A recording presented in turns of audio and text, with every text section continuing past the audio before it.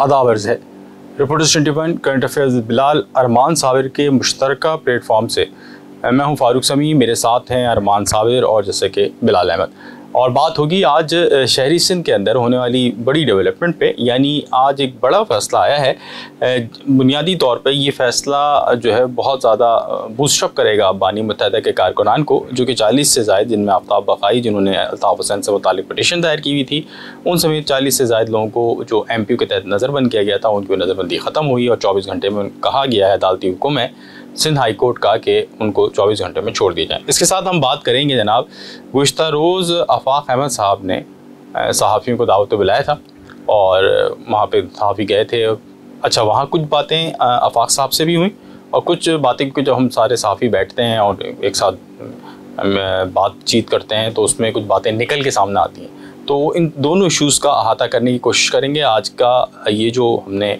मुश्तरका vlog कर रहे हैं, ये बुनियादी तौर पे जो आप लोग जो देखने वाले हैं उनकी ख्वाहिश पे कर रहे हैं। बहुत सारे दोस्तों ने रब्ता किया था कि भाई आप लोग एक मुश्तरका भी क्या करें, तो हमने बोला भाई मुश्तरका भी करते हैं।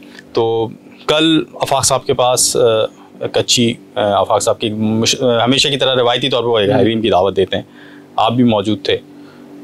आपकी क्या बात हुई खुसूसी तौर पर, वो वाली बात बताएँ कि एक तो आफाक साहब ने इस बात पे इनकार किया है कि ये जो चीज़ें चल रही हैं मार्केट में कि मैं जो अल्ताफ़ साहब के पास जा रहा हूँ या उनकी तरफ से स्टैंड अप हो जाऊँगा, तो ये नहीं है ऐसा।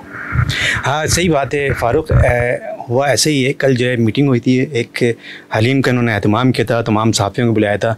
और एक तो ये गलत फहमी, पता नहीं कि कारकुनान हम जो है, शायद हम कारकुनान बिल्कुल भी नहीं है। हम जो है वो सहाफ़ी हर एक से मिलने जाते हैं, चाहे वो आफाक अहमद साहब हों, चाहे वो अल्ताफ़ हुसैन साहब का जो है वो MKM हो, चाहे वो MKM पाकिस्तान हो या कोई और पॉलिटिकल पार्टी है।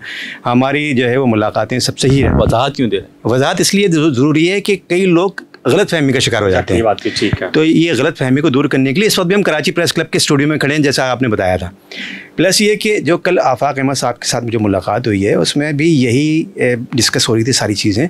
उसमें जो है वो एक चीज़ तो ये भी थी, जो एक इम्प्रेशन क्रिएट हो रहा है कि अल्ताफ़ हुसैन साहब में और आफाक अहमद साहब में कोई बैकडोर राब्ते हुए हैं या कोई राब्तों का सिलसिला या कोई अंडरस्टैंडिंग, या जो अब आने वाले इंतखाबात हैं, अगर उसमें अल्ताफ़ हुसैन साहब की पार्टी को इजाज़त नहीं मिलती है तो वो आफाक अहमद साहब को जो है सपोर्ट करेंगे, मतलब इस तरह की सारी बातें। अच्छा, इस पर मैंने पहले कल जो बात हुई है, कल आफाक अहमद साहब ने इस पर जो है वो सब यही कहा है कि जी ये लोगों की ख्वाहिशात हो सकती हैं, हकीकत कुछ नहीं है। इसी तरह से मैंने राब्ता कमेटी जो है वो MKM अल्ताफ़ की, उससे भी मैंने यही सवालात रखे थे। उन्होंने भी कैटेगोरिकली मना किया था कि इस तरह की कोई बात नहीं है अल्ताफ़ हुसैन साहब का या आफाक अहमद साहब के दरमियान, जो है इनके दरमियान कोई भी राब्ता नहीं हुआ है। तो दोनों तरफ से जो है वो इस तरह के बातें मतलब डिनाइल आ गया इस तरह। अच्छा, दूसरी बात जो हुई थी उसमें यह हुई थी कि जो इंतखाबात की जो मामलात हैं उसमें जो है वो सपोर्ट वगैरह करना है या जो भी कुछ करना है, ये तमाम चीज़ें भी जो हैं वो उस पर भी जो है उन्होंने मतलब इस पर एक बात हुई थी कि जो आपका रोड मैप क्या होगा। एक सवाल ये भी हुआ था कि आपका रोड मैप क्या होगा, पॉलिटिकल रोड मैप क्या है आपका, जो अब मुस्तक़बिल में जो इंतखाबात भी आ रहे हैं, तो उसको उन्होंने बहुत खूबसूरती से मुस्कुरा के इसको अवॉइड कर दिया। अच्छा, जब मैं था, क्योंकि आप लोग शाम में गए थे, मैं ज़रा जल्दी गया था हम लोग, तो मैं था उस वक्त, 2-4 और सीनियर्स थे और उनके साथ, तो उस वक्त भी जो लोगों ने उनसे पॉलिटिकली तौर पे जो आफाक साहब से बात करने की कोशिश की, तो पॉलिटिकली वो जवाब देने की वो नहीं है, वो हमसे तो ये कोशिश में लगे हुए थे कि हम ही कुछ बताएं उनको। तो ये था। एनीवे, एक और एक बात वो भी थोड़ा सा रख दें कि मतलब आफाक साहब की आइंदा की स्ट्रेटजी क्या नज़र आई आपको? देखिए, आइंदा अभी उन्होंने कहा है, अच्छा ये तमाम बातें वो जो है वो निजी महफिल के अंदर कर रहे थे सब, तो उन्होंने जो है वो बातें करते हुए कहा है, बातें तो उन्होंने बहुत सारी की थी। हाँ, एक तो हम बातें तो हमारी बहुत सारी हुई थी। देखिए, आफाक नहीं, क्रक्स बता रहा हूँ। नहीं, मैं एक और एक बात ना, मतलब आप सिर्फ आफाक साहब पे ही ना रखें, उसके से फिर हमें खबर नहीं होगी ना। जो हम लोग की आपस में जो वहाँ पे साफ़ी बैठते हैं, जो गपशप होती है, उसके अंदर जो एक मुख्तसरन है ना, वो रख दें। देखिए, वो सारी भी बातें हुई थी ना जो हम लोग आपस में बात करते हैं, और मुख्तलिफ जो तज्जिए हो रहे थे वहाँ पर, जो मुख्तलिफ ख्यालात का तबादला ख्याल भी जो हो रहा था, उसमें यही बात हो रही थी कि जी अभी जो है वो जैसे अल्ताफ़ हुसैन साहब हैं, उनकी जो जमात है वो उसको, जैसे आज भी अदालत से रिलीफ मिला है उनको, लेकिन अभी उन लोगों को ऐसा कोई रिलीफ मिलता हुआ नज़र नहीं आ रहा। और आफाक अहमद साहब की जो पार्टी है वो भी इलेक्शन में कोई बहुत ज़्यादा, जो इलेक्शन आने वाले हैं उसमें कोई बहुत ज़्यादा मुतहरिक नज़र नहीं आती है अभी। अच्छा, उसमें क्योंकि आफाक अहमद की पार्टी भी मुतहरिक नज़र नहीं आती है, इनको शायद इजाज़त नहीं मिलेगी, ज़ाहिर बाइकआउट का ऐलान करेंगे, अल्टीमेटली जो है बाइकआउट की तरफ जाएंगे। तो एमक्यूएम पाकिस्तान के लिए, अच्छा पीटीआई भी नहीं होगी इस मरतबे मैदान में, तो एमक्यूएम पाकिस्तान के लिए इस वक्त मैदान खुला होगा। और हलवा नहीं, हलवा देखें, हलवा बना भी दिया जा सकता है, क्योंकि उन्होंने जो कहा है, उनके दो दावा है, बल्कि उनका अज़्म भी मैं कहूँगा कि उनका अज़्म ये है कि जो सीटें 2018 में पीटीआई को दिलवाई गई थी, वो यही कहते हैं कि पीटीआई को जो सीटें दिलवाई गई थी, अब वो सीटें जो हैं वो वापस हम ले लेंगे। अच्छा, और एक चीज़ वहाँ पे हुई, आफाक साहब के जो लोगों से या तंजीमी लोगों से बात हुई तो उसके अंदर अंदाज़ा हुआ कि जो तंजीमी सेटअप है, जो सेक्टर्स के सतह पे था, ये यूनिट की सतह पे था, मतलब वो कहते हैं उनको एक यूनिट 91 ने सुना, बड़ा वो पॉपुलर यूनिट रहा है, तो वो कह रहे हैं कि वहाँ इन बड़े बड़े जो उनके यूनिट्स माजी के थे वो भी अभी फ़ाल ही नहीं हुए कि वो इंतखाबात के अंदर कोई फ़ाल कारकर्दगी का मुजाहरा कर सकें। और दूसरी बात, वहाँ पर भी मैंने एक बात नोट की, आपने भी नोट की होगी, कि वहाँ पर भी बात हो रही थी कि इस वक्त हाफिज़ साहब का जो चैप्टर है, यानी हाफिज़ नईम जो है वो कराची के अंदर बहुत ज़्यादा पॉपुलर है, बल्कि वो कर दिया करें हाफिज़ नईम। अच्छा, वहाँ ये जो आपने बोली ना, यही हुआ वहाँ पे भी ना, मैं उससे पूछा आफाक साहब से, जब ऐसी बात हो रही थी तो आफाक साहब ने बोला नहीं आप बता देना कि आप क्या होगा, तो उस पर मुख्तार साहब ने बोला कि अभी तो हाफिज़ साहब का दौर है। फिर रफ़ा सईद जो आज न्यूज़ के साबिक ब्यूरो चीफ, उन्होंने बोला नहीं ये हाफिज़ नईम की बात हो रही है कि हाफिज़ नईम इस वक्त बहुत ज़्यादा पॉपुलर, हाफिज़ नईम हाफिज़ साहब इस वक्त और खासे पॉपुलर हैं हाफिज़ नईम इस वक्त, और उन्होंने जारी पॉलिटिकल इलेक्टेड की तमाम चीज़ें की। आज एक बड़ा इंपॉर्टेंट हुआ जिसके ऊपर तकरीबन हम तीनों ही व्लॉग्स कर चुके हैं, और वो इशू था जनाब सिंध हाई कोर्ट के अंदर आज 2 रुकनी बेंच ने बड़ा फ़ैसला दिया, और बड़ा फ़ैसला इस हवाले से है कि इस मामले के अंदर जो 40 लोग एमपीओ के तहत रिलीज़ होंगे, सिर्फ वही नहीं होंगे बल्कि हैदराबाद और दीगर जो जगहों पे हैं ये केस उसकी नज़ीर बनेगी और वहाँ पर भी मामलात होंगे। इसका मुकम्मल अहवाल हम बिलाल से जानेंगे, लेकिन इससे कबल एक और बड़ी बात जो उनके जो एडवोकेट जौहर ने बोली, जो वकील हैं मुत्तहिदा क़ौम लंदन के, कि हमारे 500 से ज़ायद कारकुनान गिरफ़्तार हैं। ये एक बड़ी चीज़ है, इसकी पूरी अपडेट लेंगे। खासी सुबकी नज़र आई आज सिंध हुकूमत की या सरकार की या प्रोसिक्यूशन की, एडवोकेट जनरल की, आईजी सिंध ऑफिस की, आपने नोटिस नहीं? जब जाहिर है कि हकीकत पर मबनी स्टोरी ना हो और उसको बनाया जाए तो बहुत सारे लकूनास वैसे रह जाते हैं। एक तो इनकॉम्पिटेंसी आपके इदारों के अंदर मौजूद है सिंध सरकार के अंदर।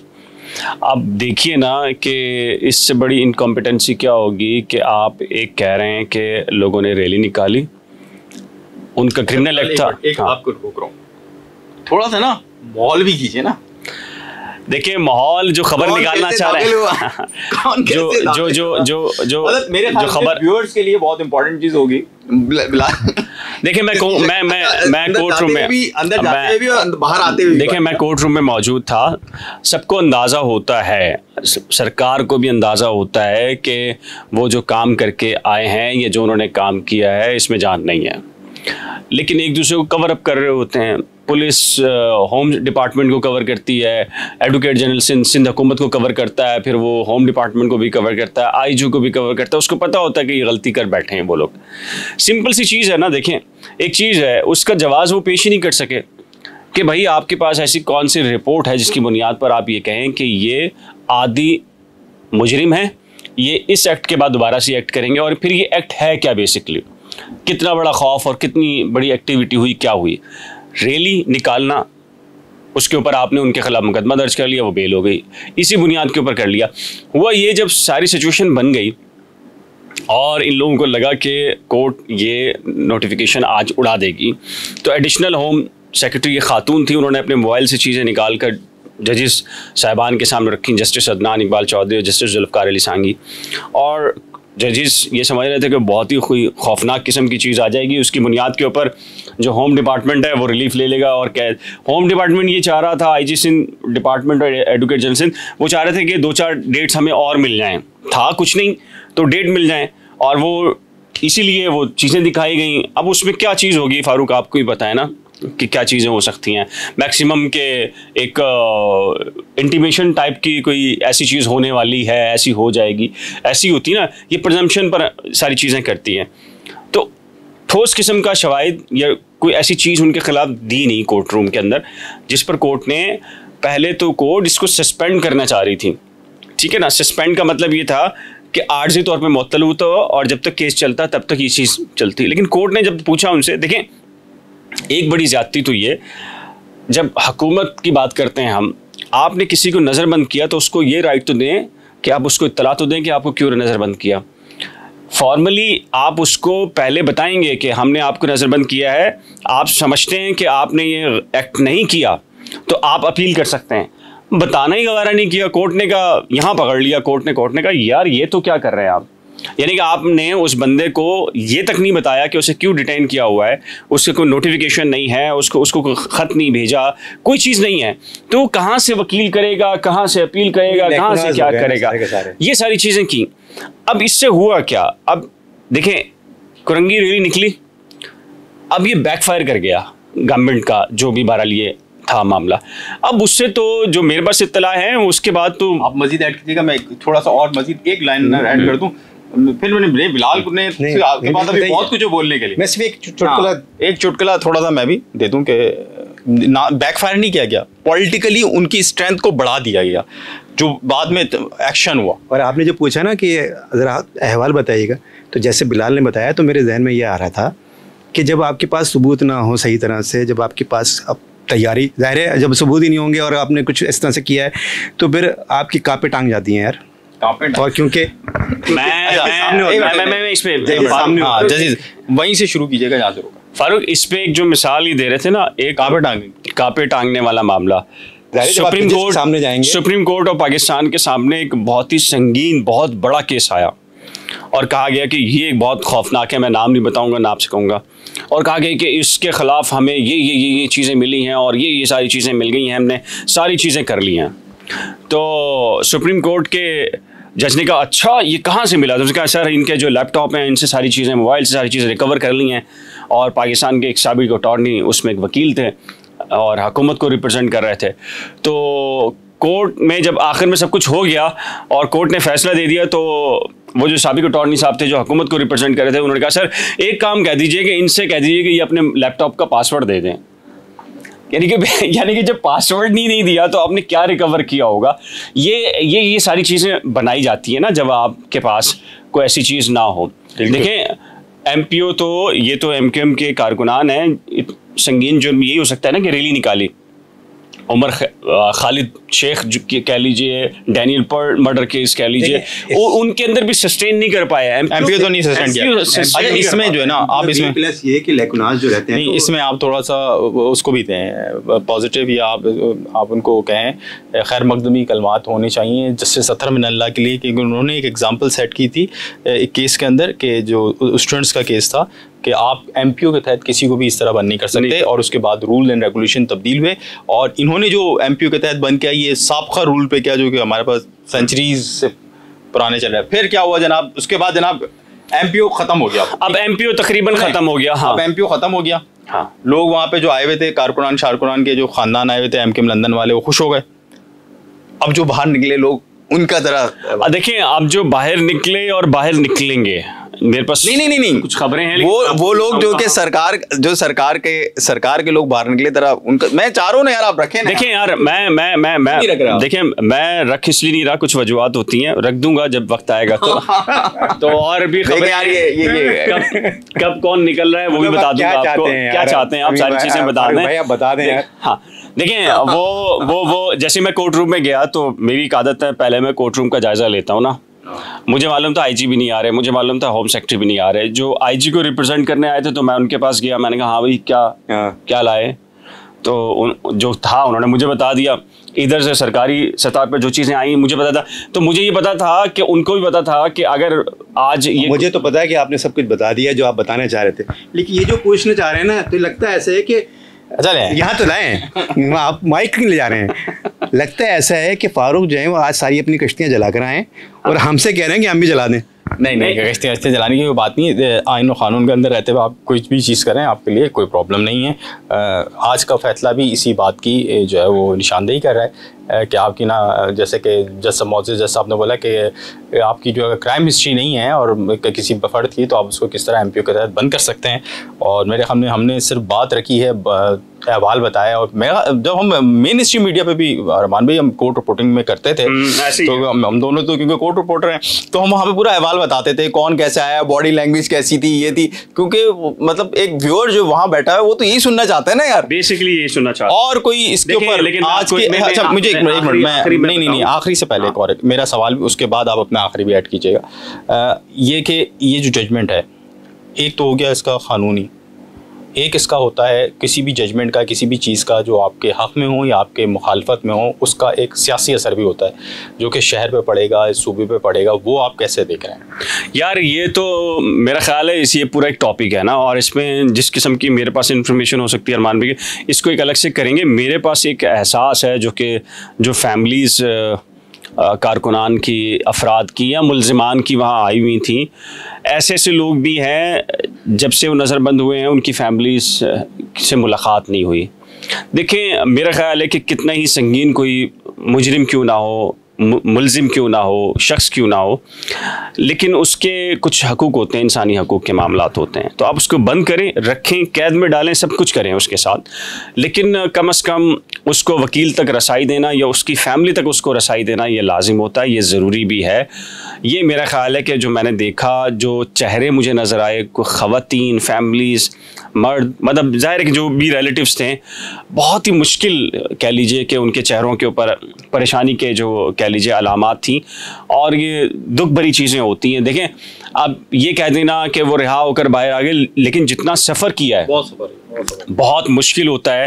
ये हमारे लिए बयान करना ये तो एक आसान है, लेकिन वो फैमिलीज़ किस मरहले से गुजर रही होती हैं, ये बयान करना बहुत मुश्किल होता है। से दो ऐसे नौजवान हैं जिनको के बारे में मुझे पता चला कि भाई वो एक दुकान के ऊपर काम करते थे, और जो कहते हैं रोज़ाना की जो दिहाड़ी होती है ना, रोज़ाना की बुनियाद पे जो दुकान का दार दे देता है, या रेस्टोरेंट था, एक रेस्टोरेंट में गालबन और किसी दुकान में या शॉपिंग मॉल में, तो वहाँ पे उसको रोज़ाना की बुनियाद पे वो जो ठेकेदार, तो अभी हमारा टेक्निकल एरर हुआ था और इसकी बात हम प्रोड्यूसर शुएब से ज़रूर करेंगे ऐसा क्यों हुआ, लेकिन उससे पहले आप आखिरी कोई 2 लाइन दे रहे हैं तो ये व्लॉग काफ़ी लंबा हो गया है, मेरे ख्याल से इसको ख़त्म कर देना चाहिए। काफ़ी देर से वो इशारे कर रहा है, आप देख नहीं रहे उसको, आप आज उसको नोटिस नहीं कर रहे, क्योंकि बहुत दिनों बाद हम लोग तीनों खड़े हैं शायद। और एक वजह ना, बाद में बिलाल मुझे शिकवा करता तो मुझे टाइम नहीं देते, अब तो काफ़ी टाइम दे दिया, बोला ही नहीं है। नहीं, अब ये तो यहाँ नहीं बोलते ना, अभी तो व्लॉग खत्म होते बिलाल ने शिकवा करना है। एनीवे जनाब, आप सबका बहुत शुक्रिया हमें देखने के लिए।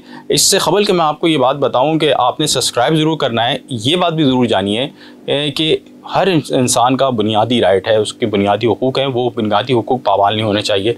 कोई अगर क़ानून के ख़िलाफ़ जाएँ, कोई आर्टिकल 19 की खिलाफ वर्जी करें, किसी भी चीज़ की खिलाफ वर्जी करें, मतलब कोई इस तरह करें कि इदारों को क्रिटिसाइज़ करें, तो उनके खिलाफ ज़रूर कार्रवाई होनी चाहिए। लेकिन अगर किसी का रैली पे निकला है, अगर ये भी हो सकता है कि वो बहक गया हो, क्योंकि उसमें मुझे कुछ ऐसे नौजवानों के बारे में पता चला जो कि खासे कम उम्र थे, तो उनके साथ ज़्यादती नहीं होनी चाहिए, क्योंकि ज़्यादती होने के बाद फिर उनके अंदर इंतकाम का जज्बा पैदा होता है और फिर वो जो जिस रास्ते पे वो नहीं होते वो उस रास्ते पे चले जाते हैं। ये मामला सिर्फ कराची के कोरंगी के अंदर रैली से नहीं हुआ है, हैदराबाद से जो हमारे हैदराबाद प्रेस क्लब के हवालों से कुछ लोगों से रब्ता हुए तो ऐसी बातचीत हुई, तो उन्होंने भी बताया कि वहाँ से भी इस तरह हुआ है, इसी तरह टंडोल लयार में भी हुआ है। तो मेरे ख़्याल में मेरी एज ए जर्नलिस्ट एक वो है कि जो मैंने ऑब्जर्वेशन की है, जो हमने ऑब्जर्वेशन की है कि जो लोग हैं जिनकी जितनी सज़ा बनती है उनको सज़ा उतनी ही होनी चाहिए। अगर अपने और अपने गिरदोनवा के लोगों का आपने ख्याल रखना है बहुत सारा, और अगर अभी तक आपने reporters 21 current affair with Bilal और अरमान साबिर व्लॉग को सब्सक्राइब नहीं किया है, तो हमारी गुजारिश होगी कि इसको फौरी तौर पर सब्सक्राइब कर लीजिए। हमको कराची प्रेस क्लब के स्टूडियो से इजाज़त दीजिए। अता पर से खुदा हाफ़िज़।